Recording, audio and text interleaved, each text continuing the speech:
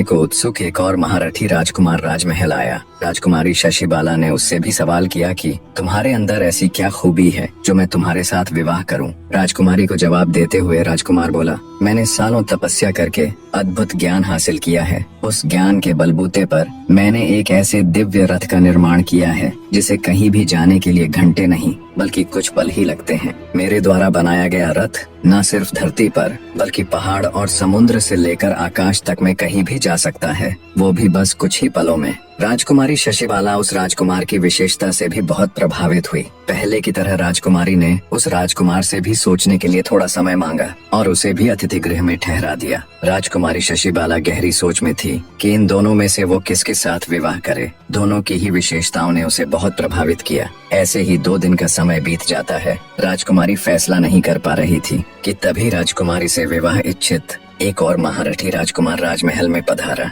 राजकुमारी शशिबाला ने उसके सामने भी वही प्रश्न दोहराया। राजकुमार ने बड़ी शालीनता से जवाब दिया, राजकुमारी जी, मैंने सालों कठिन अभ्यास करके भाला चलाने में ऐसी कुशलता प्राप्त कर ली है कि मैं अगर आंख बंद करके भी अपने भाले से किसी पर वार करूं तो सामने वाला कितना भी शक्तिशाली क्यों न हो, मेरे एक ही वार में ढेर हो जाएगा। राजकुमारी शशिबाला उस महारथी राजकुमार की विशेषता से भी बहुत प्रभावित हुई। राजकुमारी ने बाकी राजकुमारों की तरह उसे भी अतिथि गृह में ठहरा दिया और अपने पिता के साथ सलाह मशवरा करके अपना निर्णय देने के लिए एक निश्चित दिन मुकर्रर कर दिया। राजकुमारी इसी बीच तीनों राजकुमारों के विषय में गंभीरता से सोचती रही। आखिर निर्णय का दिन आ गया। निश्चित तिथि पर तीनों राजकुमार बन ठनकर राज दरबार में उपस्थित हुए। सभी सभासद भी जिज्ञासावश ये जानने के लिए कि राजकुमारी किसको अपना वर चुनेगी राजसभा में आ चुके थे, किंतु राजकुमारी अभी तक नहीं आई थी। तभी कुछ सेविकाओं ने आकर बताया कि राजकुमारी अपने कक्ष में नहीं है। यह सुनते ही पूरे दरबार में खलबली मच गई।